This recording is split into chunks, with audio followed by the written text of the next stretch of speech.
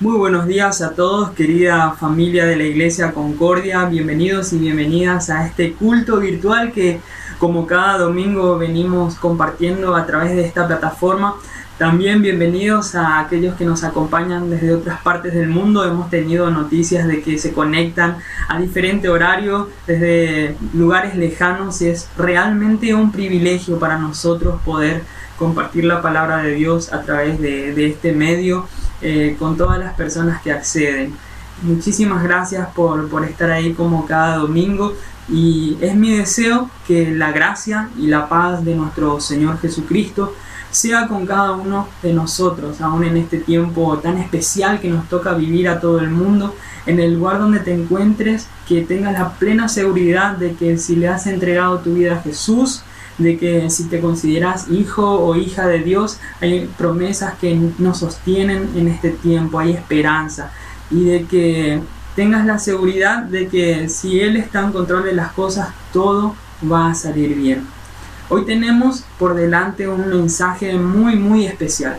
Vamos a hablar de una doctrina fundamental del cristianismo, algo que cada uno de los cristianos debemos llevar muy presente como enseñanza, pero también como una revelación profunda al corazón. Una enseñanza que debemos tenerla presente como para fundamentar nuestra fe, para dar respuesta a aquellos que nos piden, que nos preguntan, pero también como una verdad revelada, como algo que podemos vivir en nuestro día a día. Hoy vamos a hablar nada menos que de la encarnación de Jesús.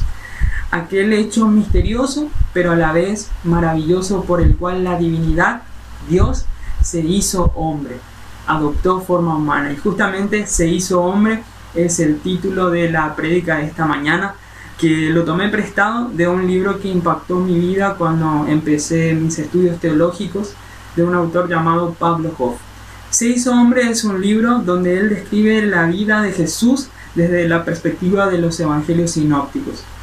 Y me llamó la atención cómo presentaba un Jesús más humano, más cercano, un Jesús al cual yo no había conocido antes, porque me imaginaba un Jesús lejano, quizás un Jesús tan perfecto al cual yo no iba a poder llegar nunca. Sin embargo, por medio de estudiar su palabra y por medio de este libro, he llegado a comprender que nuestro Dios se acercó a nosotros, y que es un privilegio exclusivo del cristianismo frente a las otras grandes religiones del mundo, el poder decir: nuestro Dios se acercó a nosotros, se hizo hombre. Mientras las demás religiones presentan dioses inalcanzables, dioses a los cuales hay que llegar por medio de grandes ofrendas o sacrificios, dioses que están separados de todo lo impuro, de todo lo humano, dioses que muchas veces desoyen el clamor de su pueblo.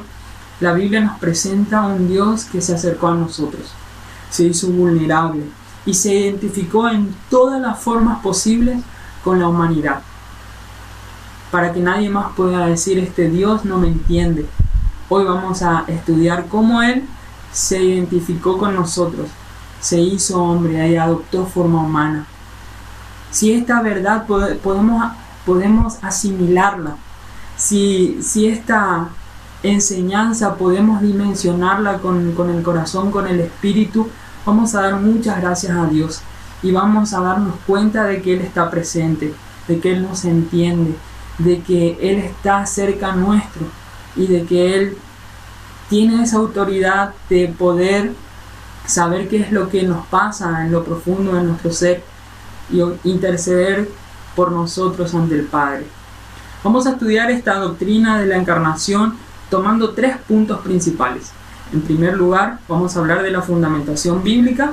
En segundo lugar, vamos a hablar de la perspectiva histórica que ha tenido esta enseñanza a lo largo del tiempo en la iglesia. Y por último, en el tercer punto, vamos a hablar de las implicancias para la vida cristiana de hoy. ¿Qué implica la encarnación de Cristo hoy en medio de pandemia? Hoy en mi casa, hoy en mi trabajo. ¿Cómo puedo vivir la encarnación de Jesús? ¿Cómo esta enseñanza se aplica a mi vida? Y vamos a darnos cuenta que está mucho más presente de lo que pensamos. Vamos al primer punto. Espero que ahí, Biblia en mano, con un rico mate, quizás preparando la comida, muchos de ustedes puedan compartir conmigo, tomando nota también de algunos versículos que vamos a estudiar. En primer lugar hay que decir que en la Biblia ya se había prometido un Mesías, ya desde el Génesis, pasando por los profetas, los patriarcas, los salmos. El Antiguo Testamento va hilando un hilo rojo que nos lleva hacia el Mesías prometido. Esta promesa se cumplió en Jesús. En aquel nacimiento por medio de la Virgen María, Dios estaba adoptando forma humana por medio del Espíritu Santo. Y uno de los que más claramente enseña esta verdad, así con conceptos bien claros, es el apóstol Juan. Si bien el Evangelio de Juan hace énfasis justamente en lo contrario, en la divinidad de Jesús, hace énfasis en Jesús como Hijo de Dios, en Jesús como Rey, en Jesús como Todopoderoso. Es este apóstol el que nos da conceptos tan claros acerca de la encarnación de Jesús que vale la pena leerlos, y por eso les pido que me acompañen a Juan, el Evangelio de Juan, capítulo 1, versículo 14. Dice así: y aquel verbo fue hecho carne y habitó entre nosotros, y vimos su gloria, gloria como del unigénito del Padre, lleno de gracia y de verdad. En primera de Juan, la primera epístola universal de este mismo apóstol, el apóstol Juan, también nos habla de cómo Jesús adoptó una forma visible, palpable. Dice primera de Juan 1:1 al 2, lo que era desde el principio, lo que hemos oído, lo que hemos visto con nuestros ojos, lo que hemos contemplado y palparon nuestras manos, tocante al verbo de vida, porque la vida fue manifestada. Y la hemos visto y testificamos y os anunciamos la vida eterna, la cual estaba con el Padre y se nos manifestó. Dos versículos, dos frases tan contundentes que nos hablan de que Juan vio a Jesús, vio a Dios hecho hombre y lo testificó. Ella nos deja una primera enseñanza, la de testificar. Toda persona que ha tenido un encuentro genuino con Dios no puede evadir su responsabilidad de testificar al mundo este encuentro maravilloso. No puede guardarse para sí mismo este privilegio. Entonces, tomando el ejemplo de Juan, lo que hemos visto, lo que hemos oído, lo que hemos palpado, lo que él vio en ese tiempo, eso testificaba. Dos versículos muy importantes que apoyan esta doctrina de la encarnación. Es más, los primeros versículos del Evangelio de Juan nos hablan de aquel verbo que se hizo carne. Aquel verbo que vino a los suyos, que los suyos no lo recibieron, y eso es una tarea que les dejo para la semana, quizás poder leer el Evangelio de Juan en el capítulo 1 para poder comprender un poco más profundamente cómo es que sucedió esto. Otros fundamentos en el Nuevo Testamento de la encarnación de Jesús están, por ejemplo, en Mateo 1:23, donde nos menciona el nacimiento virginal de Jesús, una promesa del Antiguo Testamento cumplida. En Filipenses 2:6 también hay un concepto muy muy poderoso acerca de esta verdad, y quiero que me acompañen a Filipenses 2:6. Biblia en mano, seguro ahí la familia, y voy a leer desde el versículo 6. El cual, siendo en forma de Dios, no estimó el ser igual a Dios como cosa a que aferrarse, sino que se despojó a sí mismo, tomando forma de siervo, hecho semejante a los hombres, y estando en condición de hombre, se humilló a sí mismo, haciéndose obediente hasta la muerte, y muerte de cruz. Por lo cual Dios también lo exaltó hasta lo sumo, y le dio un nombre que es sobre todo nombre, para que en él, en el nombre de Jesús, se doble toda rodilla de los que están en los cielos y los que están en la tierra y debajo de la tierra, y toda lengua confiese que Jesucristo es el Señor, para gloria de Dios Padre. Este pasaje es maravilloso porque comienza hablando de aquel Dios que se hizo hombre, y no solo se hizo hombre, se hizo siervo, y no solo se hizo siervo, sino que se humilló. Pero termina hablando de cómo ese mismo Dios, hecho hombre, hecho siervo, fue exaltado hasta lo sumo. Le fue otorgado el nombre que es sobre todo nombre, y toda rodilla se doblará y confesará que Jesucristo es el Señor. Esa es como toda la verdad del Evangelio resumida en unos cuantos pasajes. Se hizo hombre, se hizo siervo, se humilló, vino a servir. Por eso fue exaltado, fue levantado entre los muertos y hoy reina para siempre y vendrá.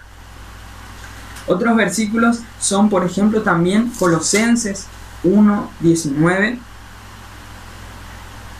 Dice: por cuanto agradó al Padre que en él habitase toda la plenitud.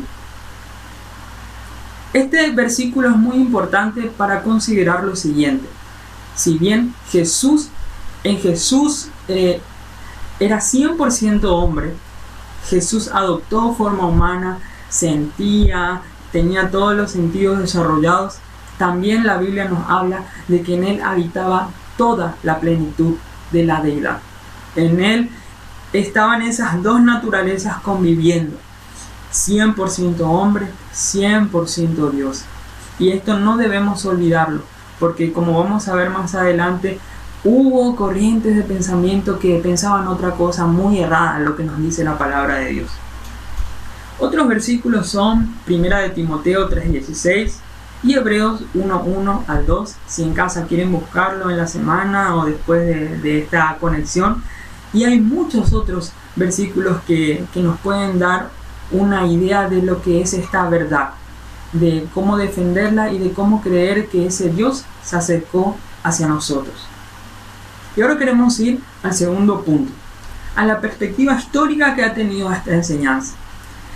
Hay que decir que las grandes doctrinas del cristianismo, la divinidad de Cristo, la resurrección de los muertos y tantas otras doctrinas fundamentales, el nacimiento virginal, todas esas doctrinas que hoy están sistematizadas y que hoy podemos hasta recitarlas de memoria, han nacido como consecuencia o en respuesta a numerosas herejías que han surgido a lo largo de la historia. Numerosas enseñanzas que han querido desviar a los creyentes de la fe genuina para llevarlos a la perdición, para desviarlos de la enseñanza de Dios.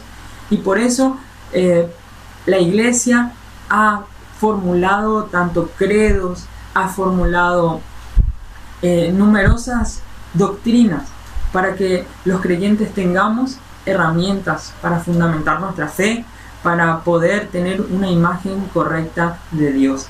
Y la doctrina de la encarnación de Jesús ha nacido como respuesta a varias herejías que en la antigüedad venían surgiendo. Hoy vamos a hablar de dos de ellas. En primer lugar, el nestorianismo. El nestorianismo era la herejía que consideraba que Jesús estaba dividido, que Jesús era por un lado Dios, pero no podía ser a la vez hombre. Era un Jesús dividido, eran dos Jesús. Sin embargo, la Biblia nos enseña que en él habitaba toda la plenitud de la deidad, como leímos en Colosenses. En ese Jesús de carne y hueso también habitaba la plenitud de la deidad. Era algo inseparable, no podía ser separado. Nestorio era el autor de esta doctrina tan rara, ¿no? Y dividía a Dios hombre en dos personas distintas, uno humano y uno divino, separados. Pero Jesús no puede ser dividido. Por eso era necesario que la Iglesia formule esta doctrina de la encarnación. La segunda gran herejía que por aquel tiempo en la antigüedad, ya en los tiempos bíblicos, en los tiempos en que Juan escribía las epístolas universales o su evangelio, venía surgiendo, es el gnosticismo. El gnosticismo, cuya idea principal consistía en que el verdadero Dios es puro espíritu y mora en el reino de la luz pura, totalmente separado del mundo oscuro. Este mundo es malvado, pues está hecho de materia y la materia es mala. El verdadero Dios no tiene nada que ver con él, pues fue creado por un Dios menor y fue equivocación. Entendiendo este sistema de ideas, esto afectaba directamente la humanidad de Jesús. En resumidas cuentas, el gnosticismo nos decía que Dios es espíritu, que el espíritu jamás puede compartir algo con la materia, pues la materia es impura, la materia está hecha de pecado y Dios es luz. Dios jamás puede habitar en la materia.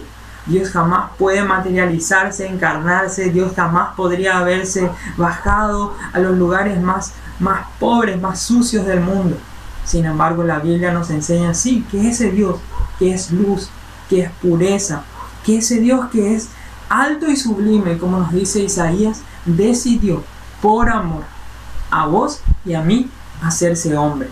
Y no solo hacerse hombre, hacerse pobre por amor, a identificarse con lo más bajo de la humanidad y que ahí en la cruz cargar con toda la carga del pecado. Ese es nuestro Dios, y por eso esta enseñanza del gnosticismo podemos considerarla como errada. Y podríamos hablar de grandes cantidades de falacias y mencionar varias falsas doctrinas que giran en torno a la encarnación de Jesús, como la filosofía de Marción, la doctrina de Cerinto o la doctrina de Arrio. Tarea para la casa, para ir investigando ahí qué eran estas grandes doctrinas. Y Arrio, por ejemplo, es una doctrina muy conocida que cuestionaba la divinidad de Jesús. Él decía, Jesús fue 100% humano, no pudo haber sido Dios, porque Dios no habita en la materia. Otra gran falsa enseñanza. Y muchas otras falsas doctrinas que han surgido a lo largo de la historia, que han querido cuestionar esta verdad maravillosa del Evangelio. Pero para eso tenemos la palabra de Dios que nos dice en Primera de Juan: en esto conocéis que es el Espíritu de Dios. Todo espíritu que confiesa que Jesucristo ha venido en carne es de Dios. Y todo espíritu que no confiesa a Jesús no es de Dios. Y este es el espíritu del anticristo, del cual habéis oído que viene y que ahora está en el mundo. Eso está en Primera de Juan 4, 2 al 3. Esta era la respuesta de Juan a los que cuestionaban a la divinidad de Jesús. En esto conocemos que alguien viene de Dios, si confiesa, si declara que Jesús es del Padre, que Jesús es Dios. Si vienen con una verdad contraria, podemos estar seguros de que no es de Dios. Eso dice en 1 Juan 4, 2 al 3. Juan claramente acierta que Jesús vino en carne. Esto fue que se encarnó. No era dos personas. No era media persona, medio Dios y medio hombre, y ahí formaban una sola persona. Era 100% hombre, 100% Dios. Todos los eventos relacionados con el nacimiento de Jesús, como la vida de Jesús, se aclaran en su encarnación. Toda la vida posterior de Jesús tienen un punto de partida en ese hecho maravilloso de la encarnación de Jesús. Y pasamos rápidamente al punto 3. ¿Qué implica esto a mi vida cristiana hoy? ¿Qué implica que Jesús se haya hecho carne? En primer lugar, la encarnación nos hizo posible a nosotros el conocimiento del amor de Dios. Primera de Juan 3:16 dice: en esto hemos conocido el amor, en que Él puso su vida por nosotros. También nosotros debemos poner la vida por los hermanos. Si Jesús no fue encarnado, entonces no hay sustitución, no hay resurrección, no hay conocimiento de Dios. Si Jesús no fue encarnado, entonces no podemos nosotros conocer el verdadero amor de Dios. Sin encarnación no deberíamos amar ni poner nuestra vida por los hermanos. También nosotros debemos poner la vida por los hermanos, nos dice la Biblia. Solo esto es posible porque Él se hizo hombre. Otra implicancia para nuestra vida es que sin encarnación no hay resurrección. Sin resurrección no hay perdón de pecados, no hay salvación. Vana es nuestra fe, vana es nuestra predicación, diría Pablo en 1 Corintios 15. Por eso esta verdad de la encarnación es tan fundamental. y a la vez quizás un poco descuidada, porque estamos tan acostumbrados de hablar de que Jesús murió en la cruz, de que Él resucitó de entre los muertos, y nos olvidamos que previamente ocurrió ese milagro de la encarnación por el cual Él se hizo hombre, y en ese lapso de tiempo entre su encarnación, su muerte y resurrección, caminó entre nosotros. Se identificó con los sentimientos, con las emociones, con las necesidades de la gente. Siguiente, se hizo hombre, y a esto me refería. Él se identificó plenamente con la condición humana, sus padecimientos, su dolor y también sus tentaciones, como nos dice Hebreos capítulo 4. Vamos a Hebreos capítulo 4.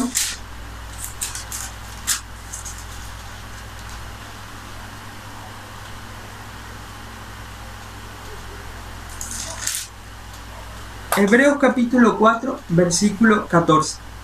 Por tanto, teniendo un gran sumo sacerdote que traspasó los cielos, Jesús, el Hijo de Dios, retengamos nuestra profesión.